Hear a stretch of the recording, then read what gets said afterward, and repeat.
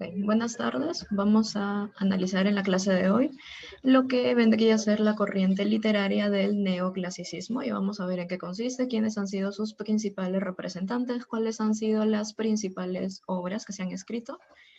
Así que iniciemos. ¿Qué es en sí el neoclasicismo? Como ya les he dicho, es una corriente literaria, un movimiento literario que surge en Francia alrededor de la segunda mitad del siglo XVII y alcanza su apogeo en el siglo XVIII, ¿no?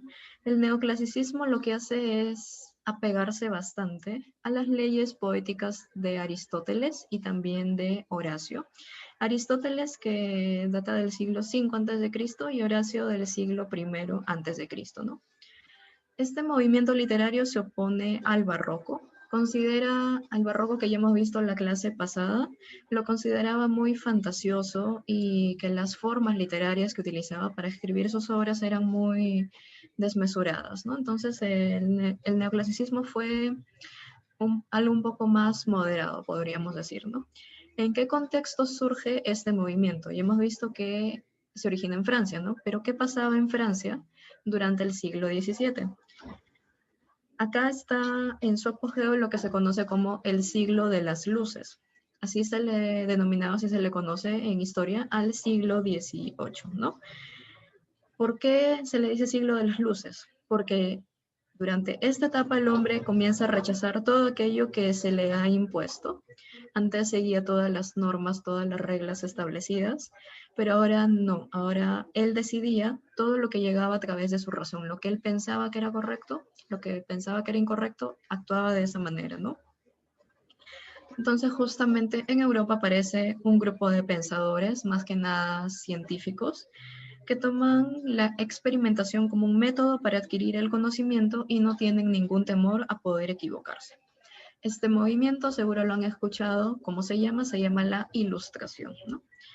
Estas ideas de los ilustrados que surgen en Francia llegan a España a través de la difusión de libros franceses que son traducidos al castellano y también porque aparecen en los periódicos y es a través de estos medios que los ilustrados pueden exponer sus ideas, sus opiniones, lo que ellos están pensando, ¿no? Las características de este movimiento del neoclasicismo tenemos que imita bastante los modelos clásicos. Hablamos de la literatura antigua, la griega, la romana.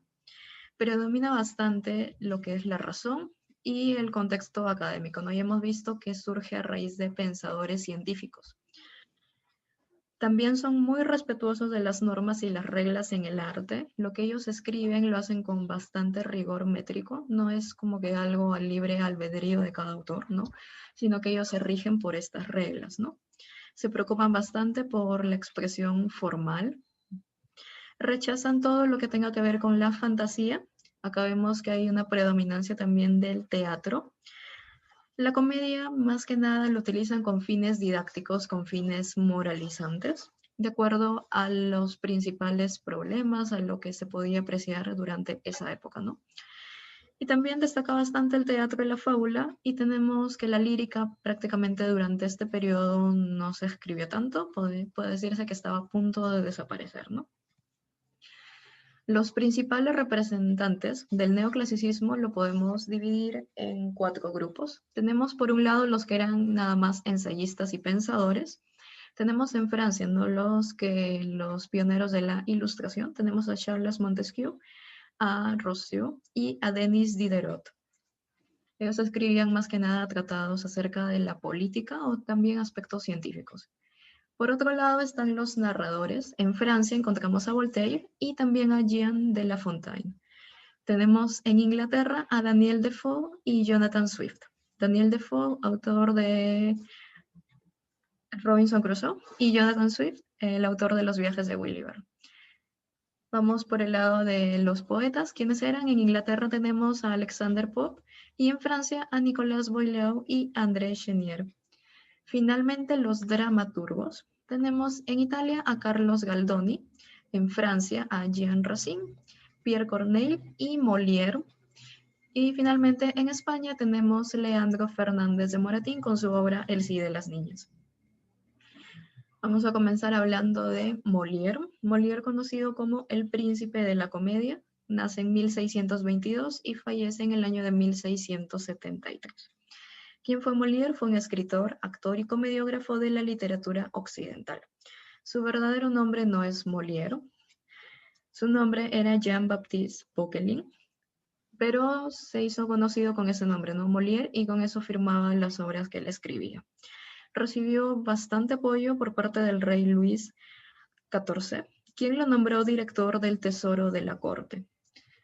Él escribe una de sus obras más conocidas, que se llama Tartufo. Sin embargo, esta obra en su época fue censurada por el contenido y que no era acorde a lo que se desarrollaba en esa época, ¿no?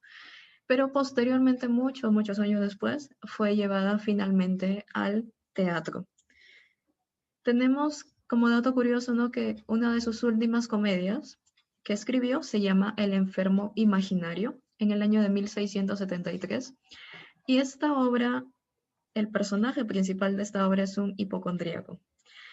Irónicamente, pocos días después de que esta obra se haya estrenado en el teatro, estaba en plena representación y sucede que Molière se siente indispuesto y fallece, ¿no? Probablemente de un ataque al corazón. Sus obras, las que más destacan, tenemos El Doctor Enamorado. En 1658 escribió esta obra. También están Las Preciosas Ridículas. Tenemos El Avaro, una de sus obras más destacadas. La escribió en 1668. Tenemos La Escuela de las Mujeres, Anfitrión, Tartufo y El Misántropo. Pero ahora nos vamos a centrar en quizá la que más destaca de todas, que es El Avaro, ¿no? Pertenece al género dramático, a la especie en sí de la comedia. Se divide en 5 actos. Cada uno de estos actos tiene sus escenas.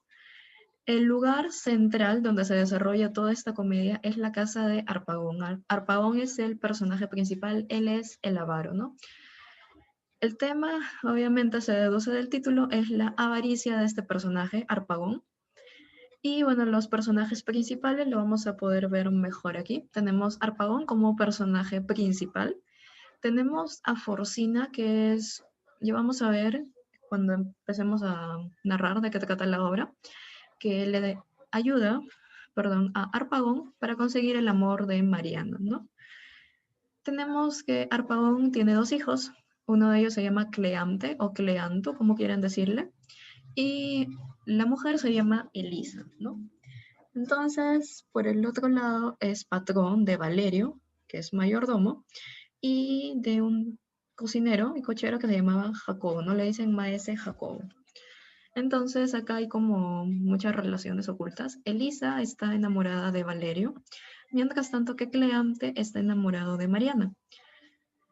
Sin embargo, ya vamos a ver de que Harpagón decide casarse con Mariana y dispone que su hijo se case con una viuda y Elisa que se case justamente con Anselmo, ¿no? Pero a ver, para entender este enredo, vamos a comenzar a narrar, ¿no? El avaro, más que nada, la historia de un hombre que adora al dinero sobre todas las cosas. Sus hijos, Cleante y Elisa, desean casarse con las parejas que ellos han escogido. Sin embargo, Harpagón ya tiene planeada todas sus vidas. Vamos a ver cómo se desenvuelve la historia y cuál es el final, ¿no? El primer acto nos muestra a Valerio y a Elisa que están tratando de conseguir la aprobación por parte del padre de Elisa, por parte de Harpagón, para poder casarse. ¿Qué es lo que le pide Valerio? Le pide a Elisa de que convenza a su hermano. Mientras tanto, él va a continuar adulando a su padre para poder conseguir su aprobación, ¿no? Mientras tanto, Cleante se encuentra con Elisa, se encuentran a solas, y entonces decide contarle uno de sus más grandes secretos. Le cuenta de que él está enamorado de una mujer que se llama Mariana. Sin embargo, Mariana es una muchacha pobre. Y bueno, ya se sabe de que Harpagón había arreglado los matrimonios de sus hijos. Y entonces él le comenta a Elisa de que no le importa ir en contra de las tradiciones familiares. Y le dice, ¿no?, que lo que él busca contándole este secreto a Elisa es de que ella le ayude a tratar de convencer a su padre y ver más o menos cuál sería la reacción, ¿no? Como tantear el terreno, qué pasaría si es que Cleante llega a casarse con Mariana y esa tarea se le encarga a Elisa. Y le dice de que si en caso su padre se encuentre indispuesto, no esté de acuerdo con este matrimonio, entonces Cleante va a tener que tomar la decisión de marcharse a otro lugar junto con Mariana, ¿no? Y durante esta plática, Elisa no se atreve a confesarle su amor por Valerio, ¿no? Por otro lado, tenemos a Flecha, que es sirviente de la casa de Harpagón. Y bueno, más que nada Flecha sirve a Cleante, ¿no? Y entonces, ¿qué sucede? Sucede de que Flecha conversa con Harpagón y durante esta conversación lo que sucede es que Harpagón sospecha de que le está robando dinero. Entonces lo registra, lo cuestiona, lo llama ladrón y amenaza con echarlo de la casa, ¿no? ¿Y cuál es el principal temor aquí de Harpagón? El principal temor es de que su sirviente, Flecha, revele a la gente la cantidad de dinero que tiene, ¿no? Entonces, eso es lo que le preocupa más que nada. Luego pasamos a otra escena donde Harpagón se queda pensando en los 10.000 escudos. Escudos eran las monedas de esa época, que él piensa enterrar en su jardín y de pronto se acercan sus hijos, Cleante y Elisa. Entonces Harpagón piensa de que lo han escuchado y lo que hace es argumentar de que él nada más estaba pensando que le gustaría tener 10.000 escudos, ¿no? Entonces, ¿para qué se habían acercado sus hijos, no? Cleante trataba de hablarle acerca de sus pretensiones con Mariana, pero Harpagón lo interrumpe y le dice de que él se va a casar con Mariana, ¿no? Y de que ha dispuesto que su hijo se case con una viuda. Mientras tanto, Elisa se va a tener que casar con don Anselmo, que es un hombre mayor de 50 años, pero que tiene muy buenos negocios. Entonces, Harpagón dice que va a consultar con Valerio, que es su mayordomo, cuál es su opinión acerca de la boda entre Elisa y Anselmo, ¿no? ¿Cuál es principalmente la motivación de Harpagón para casar a su hija con Anselmo? Es de que no va a tener que pagar la dote. Y Valerio, al ser consultado sobre esta decisión, simplemente accede a que se realice la boda y cuando Lisa le consulta por qué había accedido, por qué había aceptado lo que había dicho su padre, simplemente Valerio responde de que está tratando de aceptar todo lo que diga Harpagón para tratar de ganarse su favor, ¿no? Pasamos al segundo acto de esta obra. Tenemos que Cleante se encuentra con Flecha y bueno, ellos están tratando de conseguir un préstamo para que Cleante pueda ir junto con Mariana. Un préstamo de alrededor de 15.000 francos. Entonces, este sirviente, Flecha, le advierte de que para poder recibir el préstamo, el usurero ha dispuesto una serie de condiciones. Primero pide conocerlo personalmente, pide que le paguen intereses y asimismo que compre de manera obligatoria una serie de artículos que el usurero está vendiendo. Si es que Cleante no cumple con todas esas condiciones, el usurero simplemente no le va a otorgar el préstamo. A Cleante le parece un abuso, pero como tiene necesidad de huir con Mariana antes de que se case con su padre, entonces accede, ¿no? Ahora aquí es donde ingresa Frosina, o Forcina. Demanda ver a Harpagón porque tiene ciertos asuntos de trabajo para poder arreglar con él. El sirviente Flecha le advierte de que probablemente no va a recibir ningún centavo por sus servicios por parte del avaro, pero sin embargo esta mujer, Forcina, confía en que va a recibir una muy buena suma por sus servicios. ¿Qué es lo que hace esta mujer? Le informa a Harpagón que la madre de Mariana está muy complacida, muy interesada en la propuesta de matrimonio y que Mariana está muy contenta en aceptar su oferta porque le gustan los hombres maduros. Harpagón, perdón, no se convence del todo porque Mariana no tiene dote y entonces él no va a recibir nada a cambio, especialmente una hacienda, ¿no? Que es lo que él quería. Entonces Forcina intenta persuadirlo y le argumenta, le dice que Mariana no le va a causar ningún problema porque su modo de vivir es muy sencillo, ¿no? No come mucho, viste de manera pobre y eso le va a significar un ahorro de 12.000 escudos mensuales. Sin embargo, a pesar de todos esos argumentos, Harpagón insiste en su deseo por algún bien material Y bueno, cuando Forcina finalmente se cansa de insistir, le pide alguna retribución por la ayuda que ella le estaba brindando. Y Harpagon obviamente se niega a pagarle algo.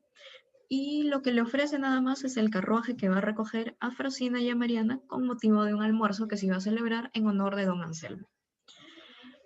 Transcurre así el acto 2, pasamos hacia el acto 3, el acto tercero. Harpagon instruye a sus criados cómo deben administrar la comida en honor a don Anselmo y les advierte de que si ellos rompen o roban algo, eso mismo va a ser descontado de sus sueldos, ¿no? Entonces aquí ingresa Maese Santiago, que es cocinero, chofer. Santiago, Jacobo, la verdad que no se ponen de acuerdo en cómo se llama.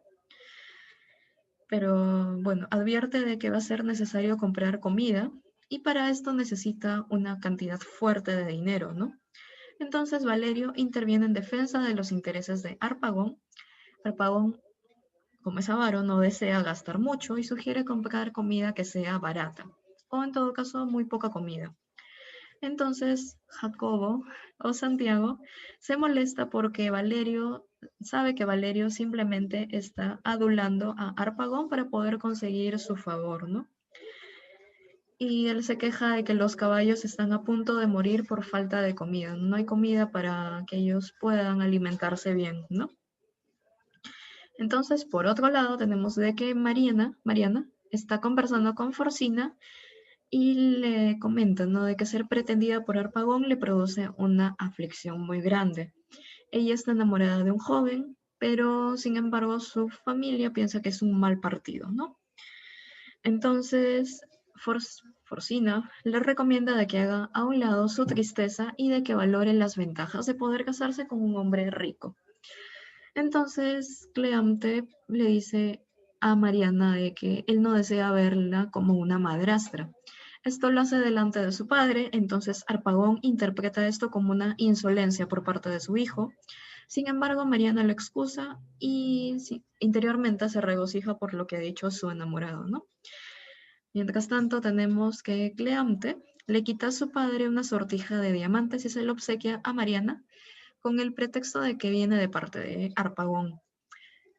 Lo que sucede aquí es que Harpagon enfurece por lo costoso de este regalo. Sin embargo, finalmente Mariana se queda con esta sortija, ¿no? Pasamos al cuarto acto, donde tenemos de que ya hay como un acuerdo entre Cleante, Elisa, Mariana y Frosina para que Harpagon pierda el interés en Mariana y para convencer a la madre de Mariana de aceptar a Cleante, ¿no? El plan que propone Forcina es traer a una amiga con el disfraz de una marquesa rica, dispuesta a casarse con Harpagon para lograr que su atención avara se centre en otra persona. Harpagon, mientras tanto, le tiende una trampa a su hijo al decir de que ha considerado la diferencia de edad que tiene con Mariana para replantear este matrimonio y le dice de que mejor él, o sea, su hijo, se case con Mariana. Entonces Cleante, emocionado y sin sospechar la treta que estaba haciendo su padre, le confiesa su secreto. Y Harpagon, finalmente satisfecho por haber descubierto la verdad, le prohíbe ver a la muchacha y procura apresurar el matrimonio de su hijo con la viuda que ya se había mencionado, ¿no? Cleante se rebela contra su padre y es entonces que Harpagon pide a gritos un bastón para poder golpear a su hijo, ¿no? Entonces interviene acá el cocinero, interviene como mediador y como testigo. Entonces padre e hijo se disculpan mutuamente, pero cuando Harpagon ve que su hijo no está dispuesto a ceder, otra vez se vuelven a pelear. Harpagon decide desheredar a su hijo completamente, lo maldice y desea no volver a verlo nunca más. Mientras sucede esto, Flecha le advierte a Cleante de que ha encontrado el tesoro oculto de su padre. Ambos se van para desenterrar este tesoro, ¿no? Y aquí Harpagon posteriormente se da con la sorpresa de que su tesoro ha sido robado, ¿no?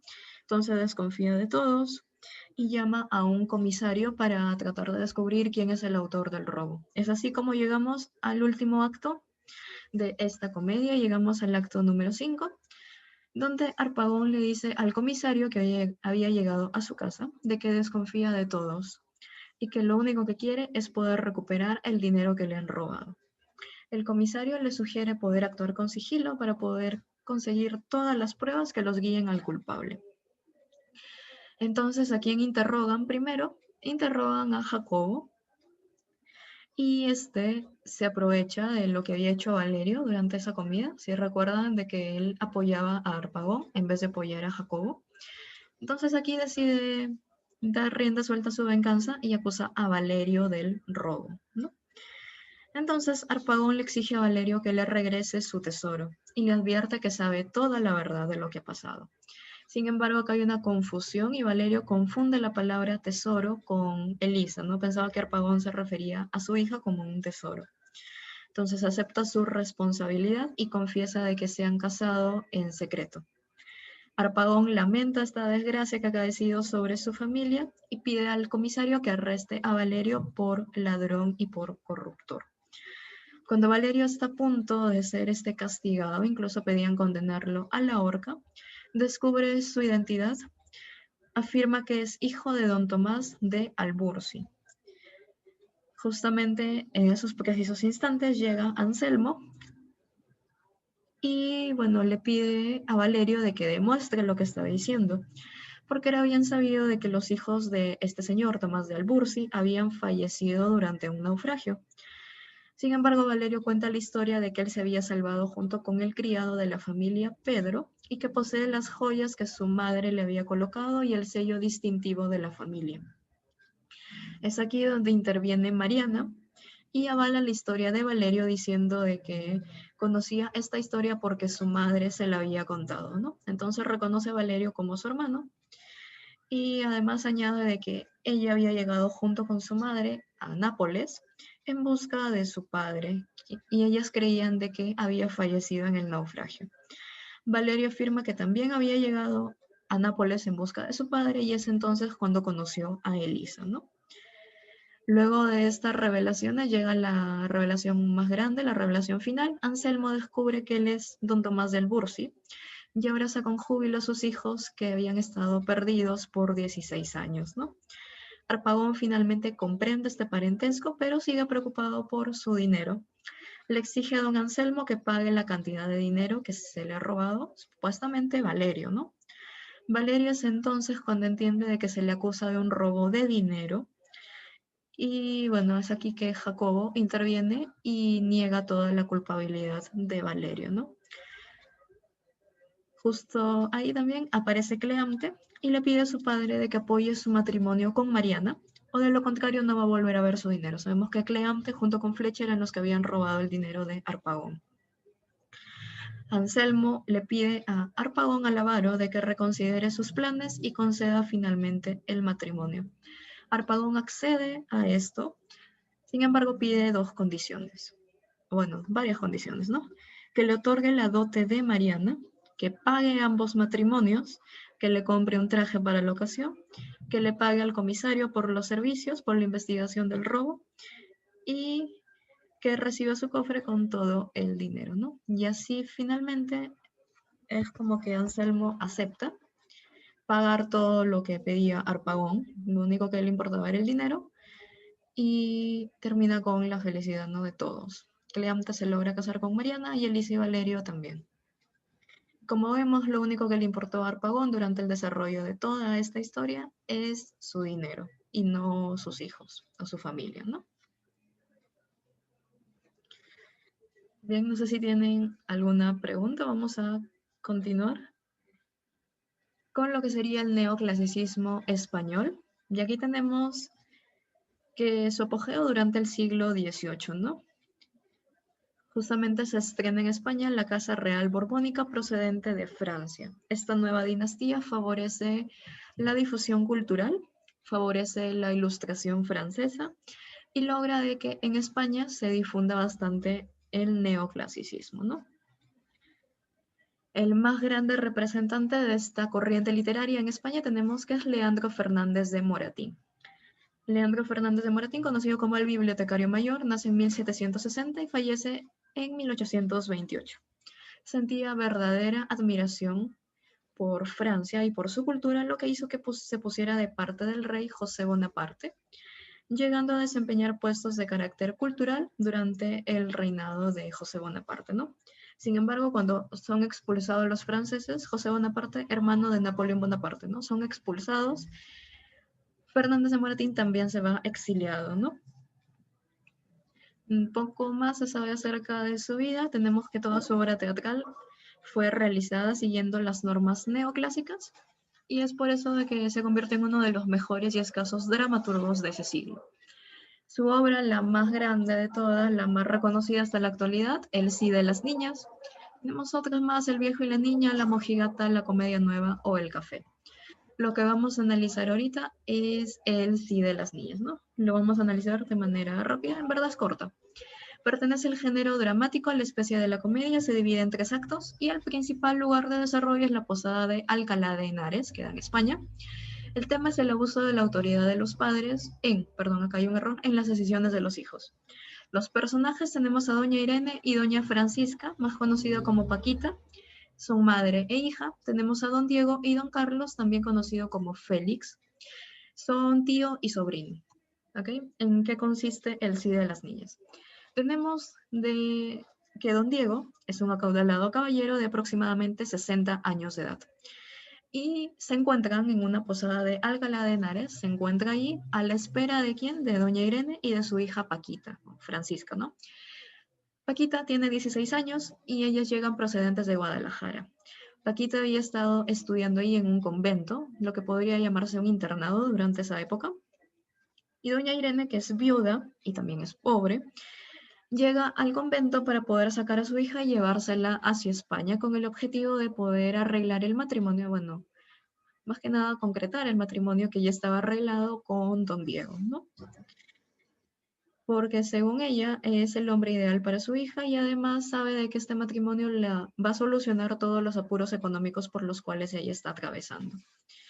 Sin embargo, ¿qué sucede? Que Carlos, que es sobrino de Don Diego, él es oficial, sin que su tío lo supiese y sin él conocer cuáles eran los planes de su tío, también se ha enamorado de Paquita. Ellos se ven hace bastante tiempo en el convento, ¿no? En el jardín del convento con la complicidad de la criada de la joven, ¿no? Sin embargo, Carlos no se había presentado con ese nombre, se había presentado con el nombre de Félix. Entonces Francisca lo conoce como Félix nada más, a don Carlos. Entonces, cuando su madre llega para llevarla hacia España, Paquita escribe una carta dirigida hacia don Félix y le informa cuáles son las pretensiones de su madre. Entonces llega don Félix a la posada para tratar de rescatar a la joven. Y es aquí donde se encuentra con su tío, ambos se reconocen, pero no saben cuál es el motivo para estar en ese lugar, ¿no? Entonces don Diego se enfada y le ordena a su sobrino que regrese, que se vaya a cumplir con sus obligaciones militares, y Carlos, por respeto, obedece. Pero durante la noche, ellos se habían encontrado, los jóvenes se habían encontrado en una estancia, sin que se enteraran doña Francisca, perdón, sin que se enterara doña Irene y don Diego, y habían acordado por el bien de su familia, para no deshonrarla, dejar este matrimonio, ¿no? Entonces se va don Carlos y le escribe una carta a Paquita. Esta carta llega obviamente a la posada, pero ¿qué sucede? Sucede que llega a manos equivocadas, llega a manos de don Diego. Después de haber leído la carta, reúne a todos los que estaban ahí en la sala, ¿no? Y le pide sinceridad hacia Paquita, ¿no? Entonces ella acepta que había accedido a casarse con don Diego solamente para obedecer a su madre, ¿no? Entonces don Diego manda a su sobrino para que regrese y le expone los hechos a doña Irene. Esta mujer se indigna mucho, le recrimina a su hija por lo que había hecho. Sin embargo, don Diego comprende la pasión de los jóvenes y se da cuenta de lo ridículo que suenan sus pretensiones, ¿no? Casarse con una joven con tanta diferencia de edades, ¿no? Renuncia a sus aspiraciones y junta las manos de estos jóvenes y les da su bendición, ¿no? Abraza como padre a quien antes quería ser su esposa. Culpa de todo esto al abuso de autoridad, a la opresión que la juventud padece en manos de padres y tutores, ¿no? Bendice a la pareja y asegura de que va a ser feliz con los hijos de este matrimonio que gracias a él se ha convertido en una realidad, ¿no? Entonces, como podemos ver aquí, ¿por qué el nombre de esta obra, El sí de las niñas? El sí relacionado al matrimonio, ¿no? Dar el sí de las niñas, porque en esa época la mayoría de matrimonios eran concertados por los padres, eran matrimonios arreglados. Los jóvenes no podían decidir sobre esto y se casaban, como ya vemos, a temprana edad. Es por esto que escribe su obra El sí de las niñas, tratando de hablar de una manera un poco más cómica acerca de esta situación y tratar de generar conciencia, ¿no? Cosa que actualmente puede parecer un poco anticuado, pero si leemos la obra es muy divertida, ya sabemos que es una comedia, y bueno, se lo recomiendo bastante, ¿no? Y ya tenemos que esta es una de las grandes obras